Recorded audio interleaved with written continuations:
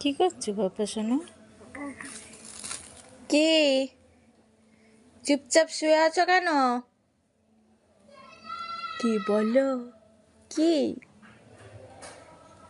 কি বলতে চাও তুমি? হ্যাঁ, তুমি তো এমনি সময় কত কথা বলো, এখন কথা বলছো না কেন?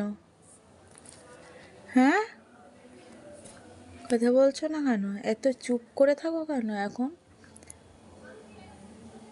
আর শুধু ফোনের দিকে তাকিয়ে থাকবে এখন, ওই জন্য আর কোনো কথাই বলে না।